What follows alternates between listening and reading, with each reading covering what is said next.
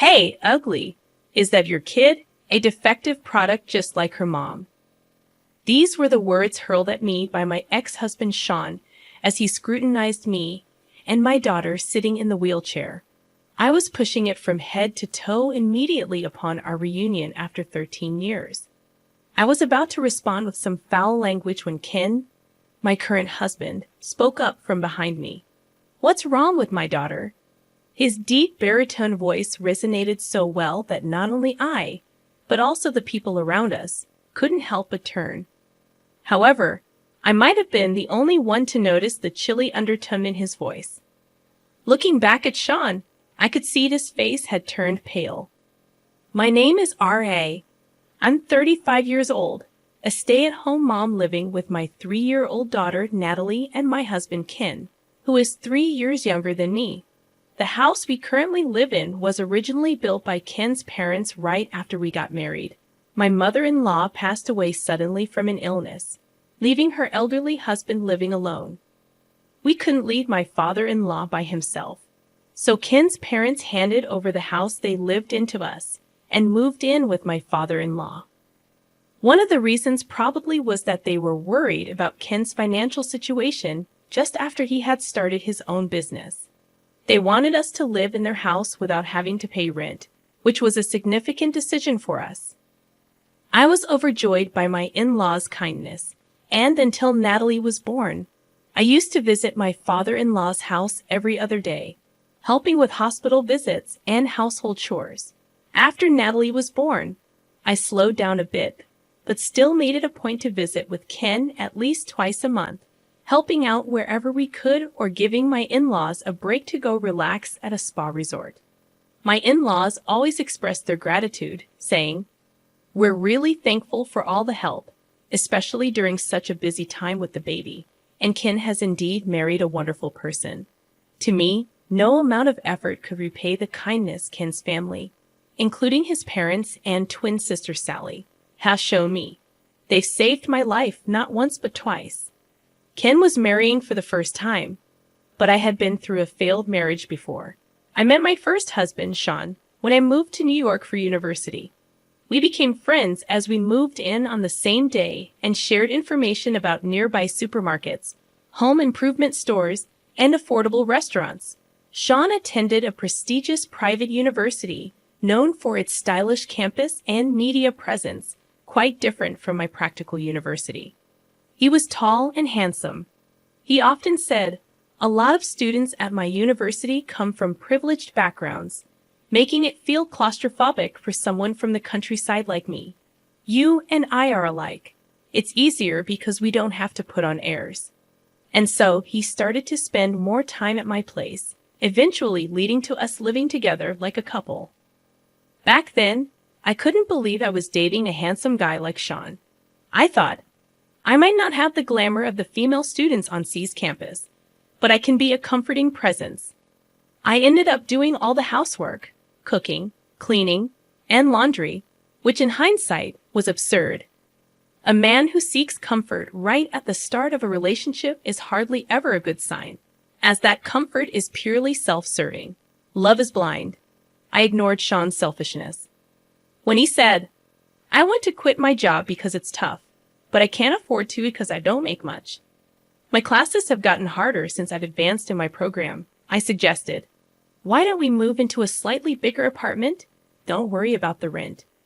So we moved to a new apartment near our initial meeting place, and I ended up covering all the rent. Sean insisted on having 2 phone lines, one for him and one for me, claiming, "My dad got transferred to Europe for work around the same time I started high school, and my mom went with him. They're very conservative, and if they found out I was living with someone, they might stop sending money or even tell me to drop out. You wouldn't want that, and neither would your parents, even if we're planning to get married eventually." At the time, all I could think about was the prospect of marriage, not considering the implications of his request. This cohabitation put a significant financial burden on me since the apartment lease was in my name. I found myself responsible not only for the rent, but also for utilities like electricity, gas, water, the landline phone bill, and internet charges, all of which were being withdrawn from my account. Initially, Sean had nobly offered, "Since you're covering the rent, I'll pay more towards the utilities." However, it wasn't long before he started saying, "Sorry, RA, I'm short on cash again this month because of social obligations. With job hunting on the horizon, I can't afford to turn down invitations from friends in my seminar." So I ended up shouldering all the expenses. Before I knew it, I was also paying for groceries and even the beer Sean drank after his baths, with Sean's contribution being limited to the occasional delivery pizza when his friends came over to hang out. Moreover, whenever he invited seminar or club friends over, he'd tell me, "I haven't told them we're living together because it had just lead to awkward teasing. You should stay away from the apartment for the day." Outside of university classes, all my time was consumed by part-time jobs and household chores, leaving me with no one to confide in, rant to, or seek refuge with, forcing me to spend nights at manga cafes or diners. The summers were tough, but waiting on a park swing in the cold, early mornings for the time when I could return home without enough money for warmth, I couldn't help but cry, wondering, what am I even doing with my life? As Sean and I reached our senior year and began job hunting in earnest, I finally snapped, accusing him of living like a leech. "You need to start contributing to living expenses immediately," I insisted. He switched to a soothing tone. "I'm so sorry, RA. I've just been taking your kindness for granted. Please don't be mad at me." His attempt to appease me was blatant, but it only highlighted the imbalance in our relationship. The next day, Sean unusually came to pick me up from my part-time job. When we got back to the apartment, he'd cleaned up the place and prepared a dinner. He seemed to have gotten it from a department store basement food hall, complete with a bouquet, wine, and even a cake. It was the first time I felt truly touched by Sean's thoughtfulness during our long relationship. He then presented me with a ring from a popular casual brand at the time, saying, "This is all I can afford right now, but someday I'll buy you a diamond worth 3 months of my salary." I remember blurting out a cliche about being the happiest I've ever been when he put the ring on my finger. But that was the only happy memory I had. Soon after, Sean said, "I'm torn between getting a job or studying abroad. But if things stay as they are, I'll just end up relying on you again, RA. It's a critical juncture in my life, so I want to try doing things on my own for a while." And with that, he moved out to share an apartment with friends. Left suddenly on my own, I was anxious. But Sean left some of his belongings with me and still contacted me twice a day by email or phone. So I thought, I shouldn't mope around. I need to focus on my job search too. I managed to get an offer for my first choice company and mid-sized trading firm. But around that time, I started receiving strange calls on the landline registered in Sean's name. Naturally, I'd hear the messages left on the answering machine with ominous words like, "We'll be in trouble if you don't repay us by this week, and don't take us lightly." I quickly contacted Sean's cell, but he just brushed it off, saying, "It's nothing. Don't worry about it." Then letters began arriving in the mail filled with words like payment reminder and final notice. When I confronted Sean more forcefully, he snapped, saying, "Stop nagging. I've been putting up with someone as ugly and defective as you this whole time, so the least you can do is pay this off as a thank you." After that, he stopped answering my calls. Deceived by his regular contact, I realized too late that I hadn't asked for Sean's new address. When I tried contacting his university, they refused to give me any information, saying, "We can't disclose that to unrelated individuals." Desperate for any clue, I'd opened some of the cardboard boxes Sean had left in the apartment.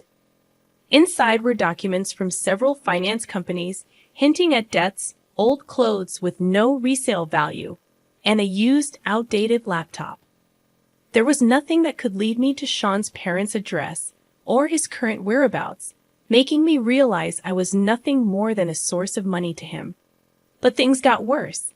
Not long after losing contact with Sean, 2 men in suits showed up at my apartment, informing me that as Sean's wife and guarantor for his debts, I was expected to repay them promptly, The additional blow, at a time when I hadn't even recovered from the shock of being abandoned by Sean, was enough to devastate me.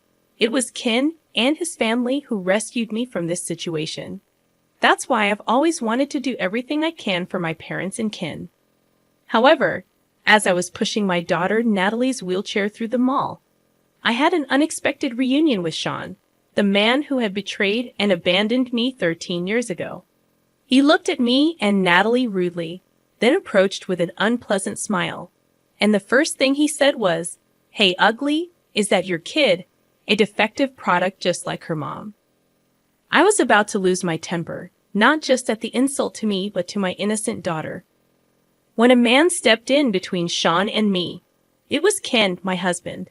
"What's wrong with my daughter?" Ken asked, his voice carrying clearly. Passers-by stopped to see what was happening, but Sean, for some reason, turned pale and didn't retort. As Natalie and I looked back and forth between Sean and Ken, Sean, unable to withstand the surrounding gazes, snapped at Ken, "This is private. It's none of your business, right?" But Ken, unflustered, replied, "I'm involved because it concerns my family. Otherwise, I wouldn't bother speaking to someone like you." Then, turning to Natalie, he said with a smile, "Mommy and Daddy have some business to take care of. Auntie will be here soon to pick you up, so why don't you go to her house first?" Hearing that, I couldn't help but exclaim, "What?" However, Natalie, unusually composed for her age and not easily surprised, said, "Okay, since it's a celebration, make sure you come early." Soon after, Ken's sister Sally arrived with her children, and Natalie left with them, leaving the scene behind. Then Ken, losing the initial momentum and slightly stooping towards Sean, who seemed somewhat diminished by the confrontation, pressured with a half smile, "Let's have an adult conversation, shall we? It's best we move somewhere else rather than providing a free show for the public." Sean, not particularly short but significantly overshadowed by Ken's near 6'3", statured and faced with Ken's unsmiling gaze, probably thought it better than being goaded by onlookers and surprisingly agreed to Ken's suggestion to change locations. The three of them took a taxi and arrived at the building housing Ken's office. With the push of an elevator button and a glance at the tenant directory next to it, Sean realized they were headed to a law firm, which made his complexion turn pale again. But it was too late to run away, so he reluctantly joined them in the elevator on his supposed day off. Ken appeared with a stern face, bringing his wife, me, and a guest, which surprised the office staff. However, by the time we were escorted to the back reception room, they had regained their composure, watching Ken's profile. I managed to calm my nerves, but the only one who remained visibly restless and uneasy was Sean. Seeing Sean's state, Ken, with a sly smile, placed a stack of documents on the table after asking a staff member to bring them and casually mentioned, "It's terrifying how coincidences work, isn't it? To think we'd meet the very person involved before showing this investigation report to the chairman." Sean's complexion grew even worse upon hearing this, but I had no idea what they were talking about. Noticing my confusion, Ken began to explain to both Sean and me. The chairman he mentioned was a major client of Ken's office, the current chairman of a machine tool manufacturing company. Recently, the chairman personally summoned Ken to the company's headquarters, where he was introduced to the chairman's youngest daughter, who had just returned from studying in the United States. The chairman had a special request. He wanted an investigation into a man's background to be kept confidential, and there in the sales department was none other than Sean Smith. "Well, you were using a different spelling for Sean back then," Ken continued with a grin, making Sean's face grow even paler. Ken went on to explain that the chairman's granddaughter, while studying in France, had formed a relationship with a man at the same graduate school, promising each other a future together. This man had dropped out of a university just before graduating and moved to France to enroll in a local university. After graduating, he worked for the company's local branch, but left seeking further education in graduate school. The granddaughter, a smart woman, had fallen deeply in love with this man who supported her through homesickness after enrolling in a French university. Having completed her master's degree earlier than him, She returned to Japan with him and asked her grandfather, the chairman, to approve their marriage and to consider him for a position in the family-owned company. The chairman was completely unaware of this man's existence around his granddaughter in France. However, the executive director, the chairman's daughter, had met the man several times during business trips to France and had been introduced to his parents stationed there. The executive director thought it too sudden for her adult daughter to marry and immediately join the family business as a future executive. So after a private discussion between the doting grandfather and the executive director, they discreetly commissioned Ken's law firm, which had a long-standing relationship with their family, to investigate Sean. Feeling a bad premonition, I asked, "Don't tell me that man isn't Sean, is it?" But before Ken could answer, Sean snapped back, "What? It's a problem if it's me. We've been over for ages. And who I marry has nothing to do with you." Sure, Sean was a part of my past I'd rather forget, and I had no interest in his current affairs, but there was plenty I wanted to say to him out of spite. Separated. Yes, but right before that, you filed for our marriage without my consent, made me a guarantor for your debts, then disappeared. I shouted, and Sean seemed taken aback for a moment, but quickly smirked. You say that, but you wanted to marry me back then. I just made your dream come true. And in return, you helped a bit with my debts. Pointing at Ken, he continued, I was worried when I had to update my passport at the embassy. But when I checked back here, I was relieved to find I was single. I never thought someone as ugly and defective as you would have someone else willing to take you in, so I was worried you might be waiting for my return. Just as I was about to lose my temper again, Ken stepped in. I thought you had been quiet because you were reflecting, but a scumbag will always be a scumbag, he remarked, then smoothly explained how our marriage was annulled, leaving Sean officially single. It turns out when Sean disappeared and debt collectors came for me, Ken's father, my father-in-law, was the first to offer me advice.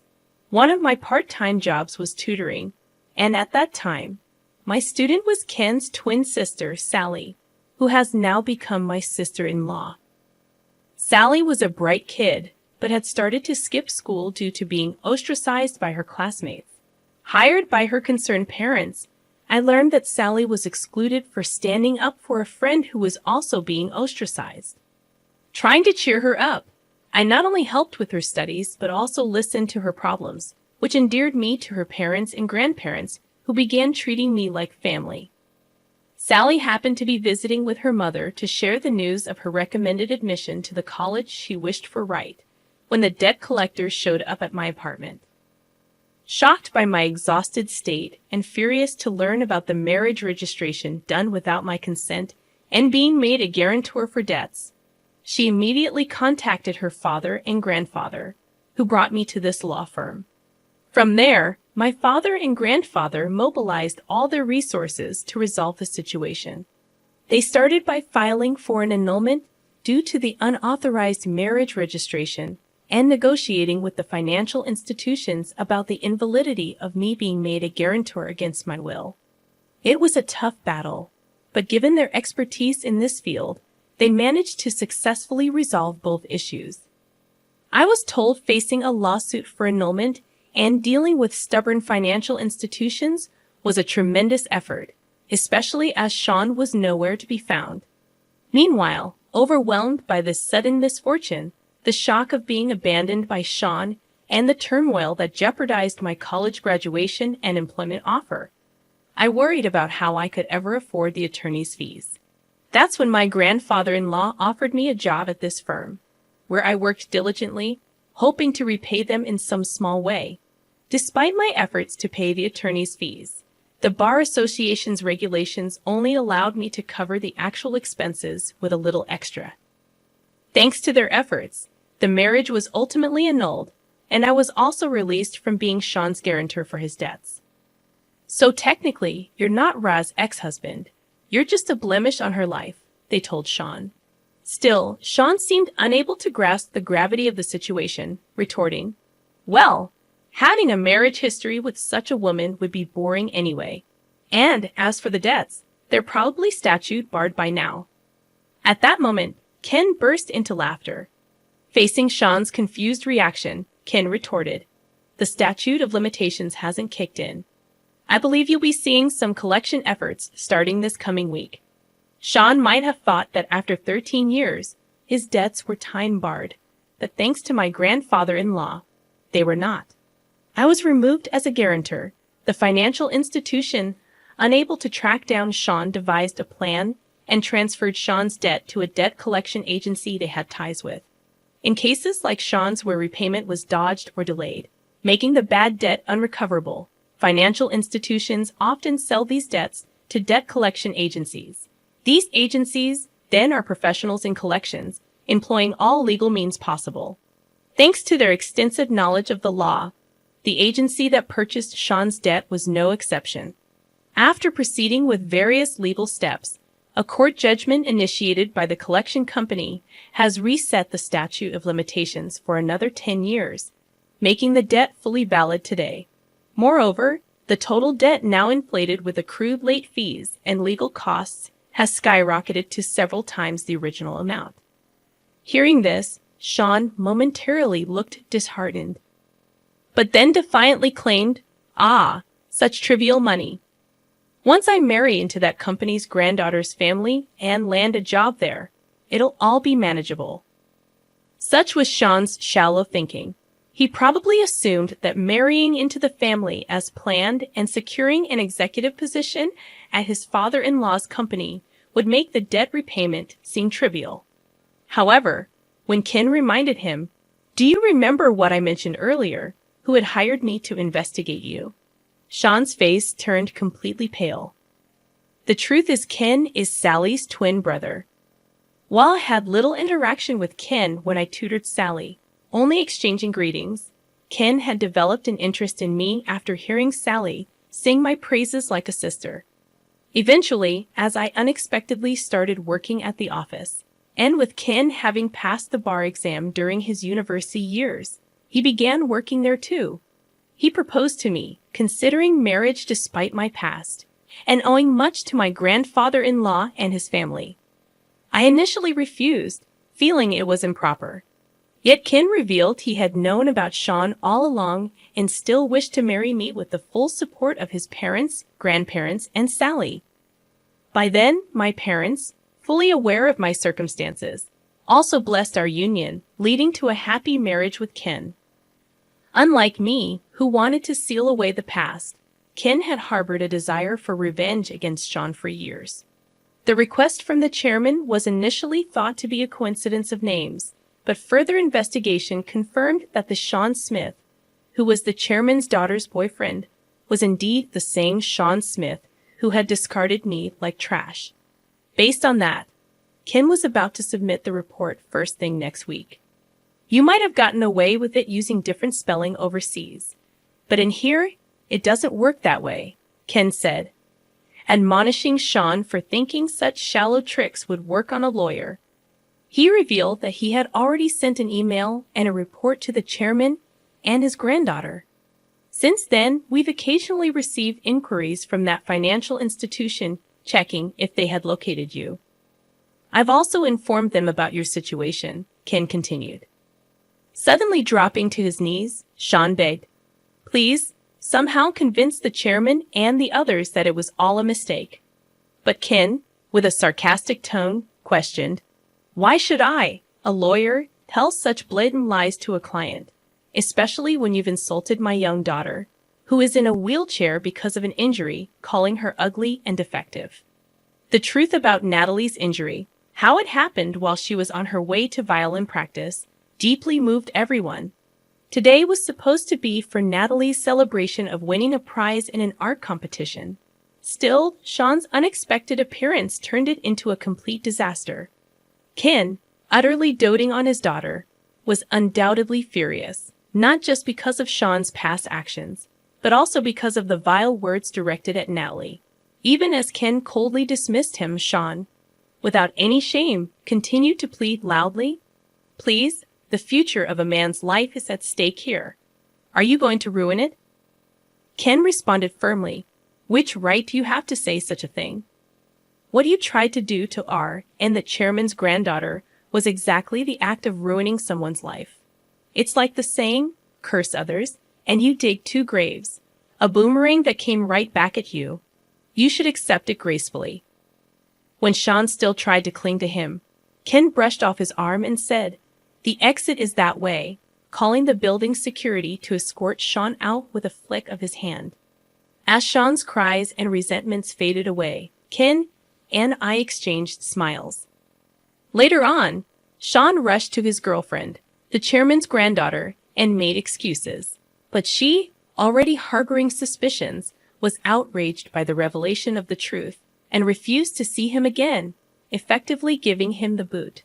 However, the chairman and the executive director, upset over their beloved daughter and granddaughter being hurt, took further action. Sean, attempting to reconcile and bombarding her with messages and emails, was reported to the police for suspicion of being a fraudster trying to marry and infiltrate the company with a fake resume. While it didn't escalate to a criminal case, a warning was issued for the stalking. Sean, persistent in continuing his harassment, was eventually arrested and prosecuted. Though he received a suspended sentence with probation instead of jail time, the conviction meant he could find employment nowhere, not just outside of Tokyo, but across the entire country. Despite superficially returning to his normal life, finding himself in a desperate situation, Sean once again tried to go to America, hoping to find employment there. But with a criminal record, he struggled to obtain a visa and had to give up on that plan. Moreover, after learning everything from the chairman and the police, his parents disowned him, leaving Sean truly alone. Facing unavoidable debt repayment, he tried to find odd jobs. But without a smartphone due to being blacklisted, an expired driver's license, and no fixed address, decent work was impossible to come by. I heard through the grapevine that he ended up working for a shady handyman service introduced by the debt collectors, living in a dormitory with no privacy, and working from dawn till dusk. But I decided to forget about it as soon as I heard, as it had nothing to do with me. On the other hand, Ken and I moved from our suburban house to a condo near the private elementary school Natalie plans to attend once her injury has healed. Natalie, who has been averse to taking the train since the accident, liked the bus accessibility and the view from our high-rise apartment, seeming happier every day. The previous house was a remodeled version of Ken's parents' home, so when Ken suggested selling it to move, I worried about what his parents would think. However, they, enjoying their second life in a warm sea town, told us the happiness of our son, his wife, and our granddaughter is what matters most. Don't worry about us. They actually encouraged us to go ahead with the move. Being closer to my workplace means more time spent with the family than before. It was a good decision. Ken, enjoying the new life as much as Natalie said, watching them. I've been thinking about trying something new myself.